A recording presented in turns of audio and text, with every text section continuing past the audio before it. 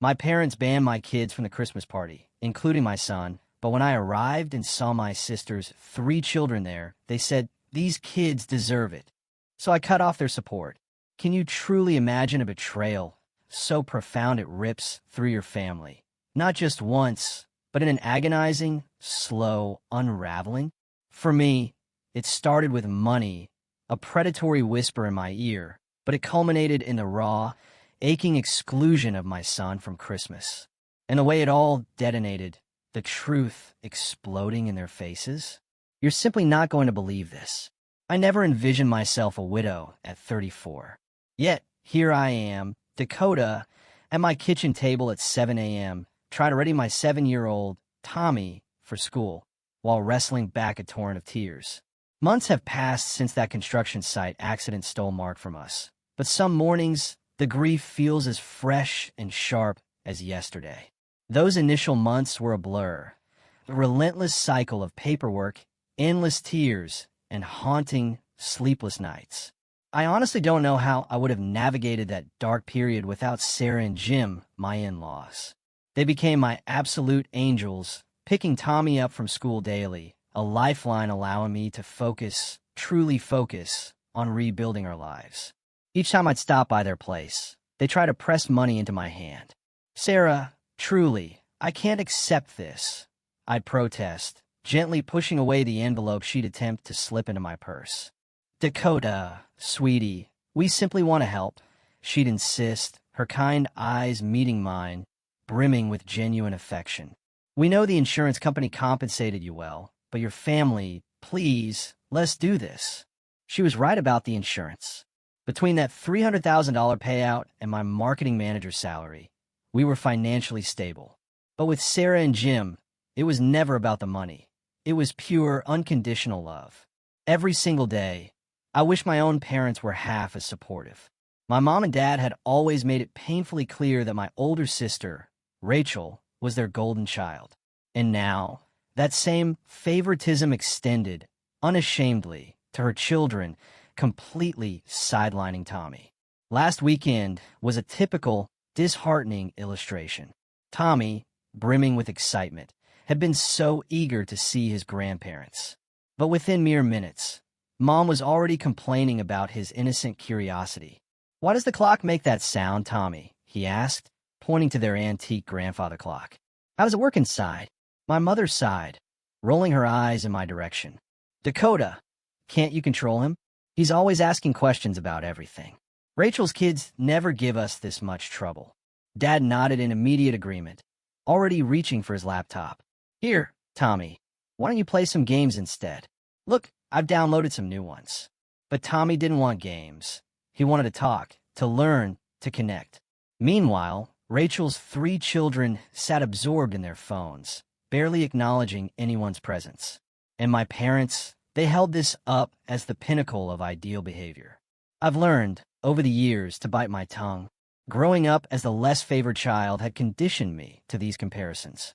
Now, I merely shake my head and remain silent when they lavish praise on Rachel's parenting while subtly criticizing mine. At least they did occasionally help, watching Tommy during my late meetings or picking him up if both Sarah and Jim were tied up. It was supposed to be just another Tuesday dinner at my parents' house. The warning signs, in hindsight, were glaring the moment I walked in. Mom had prepared my favorite lasagna, a dish she only made when she wanted something. Dad was unusually chatty, inquiring about work, about Tommy, about everything. They were clearly building up to something. I just didn't know what. "So, Dakota," Mom began carefully, cutting her lasagna into perfect squares. "We've been meaning to ask you something. How much was Mark's life insurance payout?" The question hit me like a physical slap, knocking the air from my lungs. I nearly choked on my water, completely blindsided by such a blunt, intrusive inquiry about something so deeply personal, so intertwined with my grief. Maybe it was the shock, or perhaps I was simply weary of keeping secrets from them. But I answered honestly. "About $300,000, I said quietly. The fork in Mom's hand clattered against her plate. Dad's head snapped up so fast I thought he might hurt himself.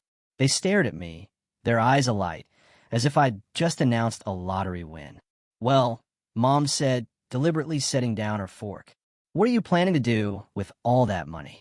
I could feel the suffocating weight of their expectations pressing down on me. I've invested it, I explained, trying to keep my voice steady. It's for Tommy's future, his college education, maybe helping him buy an apartment when he's older. Mark and I always talked about, but that's years away. Dad interrupted, waving his hand dismissively. You should be thinking about the present, Dakota, about yourself and your family. The way he said family made it disturbingly clear he wasn't talking about Tommy. I recognized that tone. It was the same one they'd used when they'd helped Rachel with the down payment on her house or funded her lavish wedding. You could do so much with that money now. Mom chimed in, leaning forward eagerly. You could help your family, people who need it today, not save it all for some distant future that might not even— I'm not discussing my money anymore. I cut her off, my voice sharper than I intended. The silence that followed was deafening. They both recoiled, Dad's face clouding over with that familiar disappointment I'd seen so many times growing up. Mom pressed her lips together into that thin, ominous line that always signaled trouble. The rest of dinner passed in an intense, chilling silence, broken only by the scraping of forks against plates. I thought that would be the end of it. Knowing my parents, I expected the silent treatment for at least a month, their usual punishment for my not living up to their expectations. But to my surprise, Mom called just a week later. We're having a family dinner on Sunday, she announced, her voice saccharine, as if nothing had transpired. Rachel and the kids will be there, too. You simply have to come, sweetie. Something about her tone unnerved me, but I reluctantly agreed. When I arrived that Sunday, Rachel was already there with her children, all predictably glued to their phones. As we sat down to eat, she began an elaborate monologue about rising prices, mounting bills, and the sheer impossibility of making ends meet. Everything is just so expensive now, she sighed dramatically, passing the potatoes. Your father and I barely have enough for a normal life anymore. As Mom dabbed at her eyes with a napkin, echoing Rachel's laments about soaring grocery and utility bills, Rachel cleared her throat and sat up straighter. I've been thinking, she announced, surveying the table with that same self-righteous expression she'd worn since childhood. Dakota and I should help Mom and Dad financially. I'll send them $500 every month. I wish I could do more, but you know how it is, Jack's the only one working, and with kids, she trailed off, letting the implications sink in before turning to me with a smile that didn't quite reach her eyes. But you, Dakota, you should send them $1,000 monthly. Excuse me.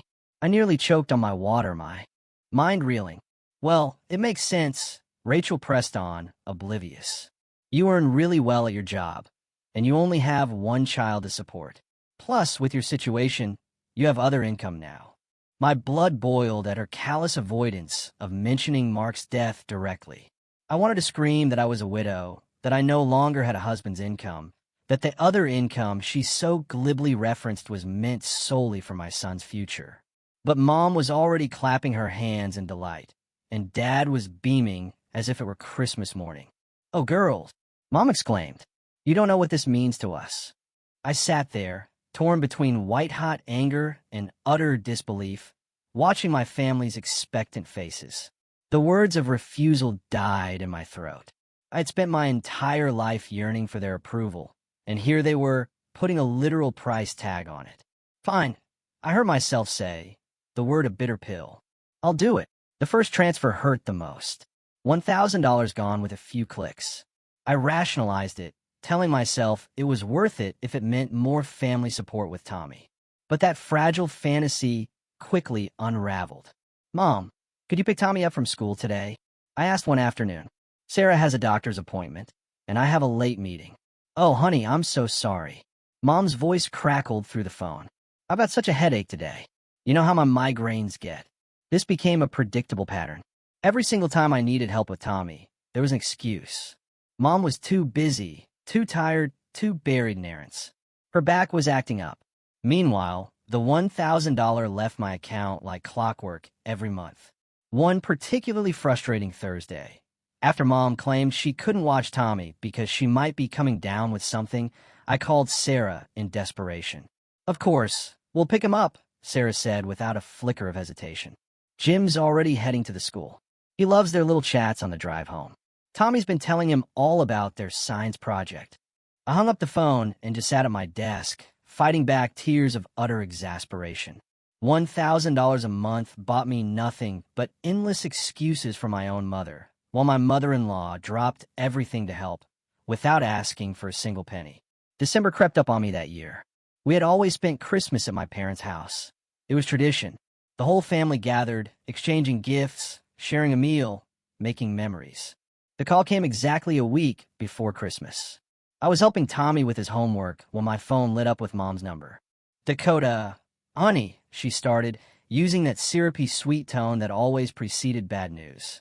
"About Christmas Eve, we've decided to do something different this year. We're having an adults-only party. No children allowed." The pencil I was holding snapped in my hand. "What?" "It's just that we want to do something more sophisticated this year," Mom continued, as if discussing something as trivial as changing dinner plans. "You know, wine, adult conversation. But it's Christmas," I protested, moving away so Tommy couldn't hear. "What am I supposed to do with Tommy?" "Oh, that's easy," she replied, her voice light and dismissive. "You can leave him with Sarah and Jim. They'd love to have him. I'm sure you'll come by around 7 o'clock after you drop him off." After hanging up, I stared at Tommy, who was still diligently working on his math problems, completely unaware that his own grandmother had just uninvited him from Christmas. My heart ached, watching him concentrate on his multiplication tables, his tongue sticking out just like Mark used to do. I spent the next week agonizing over what to do. The thought of celebrating without Tommy felt so profoundly wrong, but skipping the family Christmas entirely seemed too dramatic. Finally, I came up with a compromise. I'd leave Tommy with Sarah and Jim for a few hours, make an appearance at my parents' house to exchange gifts and greetings, then head back to celebrate properly with my in-laws and son. On Christmas Eve, I pulled up to my parents' house alone, a bag of carefully wrapped presents in hand. The driveway was packed with cars, more than usual for our family gatherings. Walking up to the front door, I could already hear the boisterous laughter and festive Christmas music spilling out into the cold December air. I opened the door, and the world seemed to tilt sideways. The house was packed with relatives, aunts, uncles, cousins. But that wasn't what stopped me dead in my tracks. There, careening through the living room with paper crowns perched on their heads, were Rachel's 3 children. And near the twinkling Christmas tree, I spotted my cousin Linda's children helping themselves to cookies. More kids appeared in my line of sight. My cousin Mark's twins, my cousin Susan's teenager. The room suddenly felt too hot, too tight, too suffocating. I stood frozen in the doorway, the gift bag hanging limply from my hand as the sickening reality of the situation sank in. This wasn't an adults-only party at all. It was a party where only my son wasn't welcome.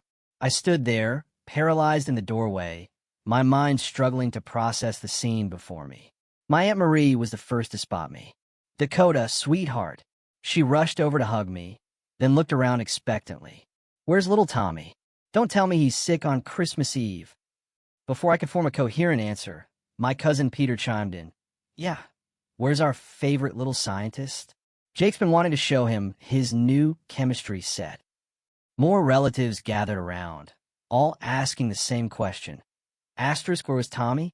Why had I come alone? Asterisk, each inquiry felt like a knife twisting deeper into my gut. I couldn't form words, couldn't explain what I didn't even fully comprehend myself. Through the shifting crowd, I spotted my mother in the kitchen, arranging cookies on a Christmas-themed platter as if everything was perfectly normal. As if she hadn't just callously excluded her own, only grandson from a family celebration. "Excuse me," I managed to say, pushing past my concerned relatives.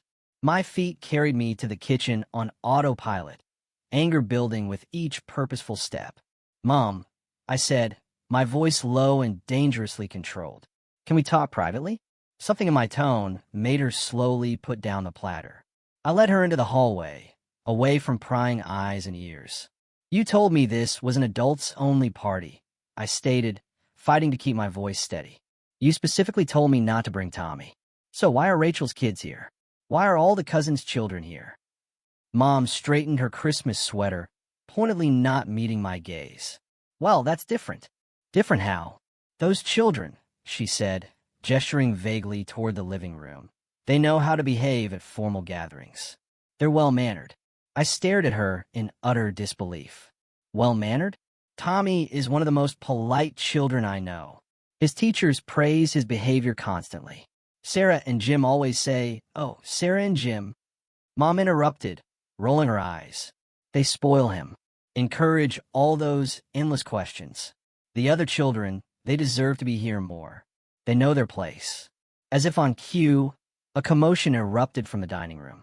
Rachel's youngest son, Kevin, had grabbed a handful of deviled eggs and was gleefully pelting them at his sister. The eggs sailed across the room, splattering against Emily's new Christmas dress as she shrieked. I turned back to my mother, raising an eyebrow. Yes, I can clearly see their superior manners on display. Mom's face hardened. That's just children being children. But when Tommy asks questions about how things work, that's unacceptable behavior. Don't be so dramatic, Dakota. He's fine with Sarah and Jim. I'm leaving, I announced, turning toward the door. I'm going back to my son. Mom shrugged, examining her manicure. Fine, leave if you want to make a scene, but put your gifts under the tree first. We're opening them after dinner. Something snapped inside me as I stood there, watching my mother's dismissive shrug, her utter lack of empathy. Before I could second-guess myself, I walked into the center of the living room. I cleared my throat loudly, the sound cutting through the holiday music and chatter like a razor. Heads turned. Conversations died mid-sentence. Suddenly, all eyes were on me. Several of you have asked why I came alone tonight. I began, my voice stronger and clearer than I expected.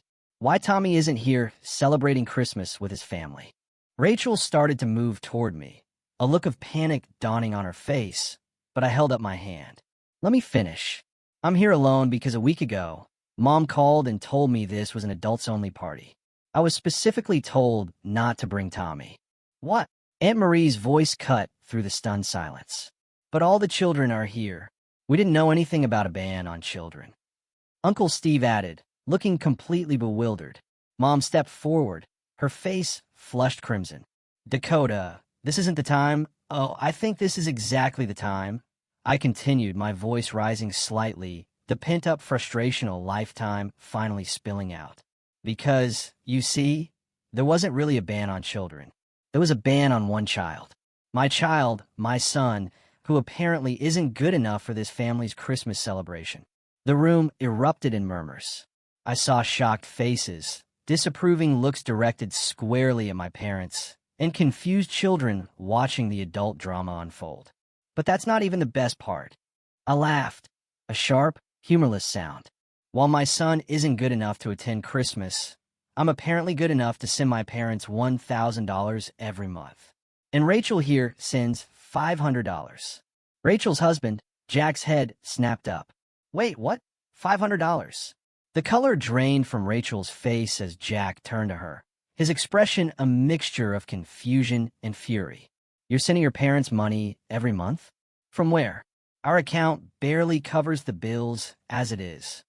Rachel's composure finally cracked. Her face flushed a deeper red as she looked desperately between our parents and her husband. I never actually sent any money, she stammered, her voice barely a whisper. Mom and Dad asked me to say I was sending $500 so Dakota would agree to help them financially. They said if she thought I was contributing too. The silence that followed was absolutely deafening. I watched comprehension dawn on my relatives' faces as they pieced together the sordid puzzle. How my parents and sister had manipulated me into supporting them, while simultaneously excluding my child from family events. You're telling me, Aunt Caroline's voice rang out, sharp and clear, that you scammed your own daughter out of thousands of dollars? You're nothing but scammers, using your own daughter like an ATM while treating her kid like dirt. That's low, even for you too. The room erupted in overlapping voices, some expressing disgust, others demanding explanations. Rachel was desperately trying to explain herself to an increasingly angry Jack, while my parents stood frozen, their carefully crafted facade crumbling around them. I raised my hand, silencing the arguments around me. I have something else to say. The room fell quiet again, all eyes returning to me. Mom and Dad stood like statues by the Christmas tree, their faces ashen. Rachel was still trying to placate Jack, but even they paused to listen. From this moment on, I said, my voice steady and unequivocally clear, I will no longer be sending you any money, and I won't be maintaining any relationship with you or Rachel. I'm done. Without waiting for a response, I turned and walked out, leaving the bag of gifts by the door. The sound of the door closing behind me felt final, like the emphatic ending of a chapter one should have closed long, long ago. Sitting in my car, I pulled out my phone and opened my banking app. With a few quick taps, I canceled the monthly transfer to my mother's account. It felt like cutting off a heavy chain I'd been dragging behind me for months. The drive to Sarah and Jim's house seemed to take both forever and no time at all. When I pulled into their driveway, I could see Tommy through the window, helping Sarah decorate Christmas cookies. The sight of him, happy and utterly loved, brought tears to my eyes, but this time they were tears of relief, of pure, unadulterated joy. We spent the rest of Christmas Eve with Sarah and Jim, decorating cookies, singing carols, and watching Tommy's eyes light up as he helped Jim arrange the nativity scene. This, I realized, was what family truly should feel like. The next morning, while Tommy was still asleep, surrounded by the presents Santa had brought, my phone rang. It was Aunt Caroline. You might want to hear how things ended last night, she said without preamble. After you left, it was like a dam broke. Uncle Mike stood up and said he couldn't stay in the house another minute. Then Aunt Marie and Uncle Steve followed. Pretty soon, everyone was gathering their coats and kids. I listened as she described how the relatives had left en masse, not even bothering to say goodbye to my parents. Some, she added with a hint of satisfaction, had made very loud comments about manipulative behavior and family shame as they walked out. And Jack, I asked quietly, my heart pounding. Oh, honey, he was livid. Packed up the kids right there and told Rachel he needed time to think about their marriage. Said he was taking the children to his parents' house for Christmas. Aunt Caroline took a deep breath. I want you to know, Dakota, we're all on your side. What they did to you and Tommy, it's unforgivable. After hanging up, I sat on my bed, processing everything. My phone started buzzing with notifications, text messages from Mom, Dad, and Rachel. They all said variations of the same thing. We're sorry. We were wrong. Please talk to us. We can explain. I read each message once, then archived them without responding. The week between Christmas and New Year's passed in a peaceful blur. Tommy and I spent quiet evenings with Sarah and Jim, played board games, watched holiday movies, and simply reveled in the pure pleasure of being with people who truly loved us both. Then, on New Year's Eve morning, the doorbell rang. Through the peephole, I saw Mom and Dad standing on my porch, clutching a large, elaborately wrapped package. My heart thumped against my ribs as I debated whether to open the door. Dakota, we know you're home. Mom called out, her voice muffled through the door. Please, we just want to talk. After a moment's hesitation, I opened the door, but stayed firmly in the doorway, blocking their entrance. They looked smaller somehow, less intimidating than they had a week ago.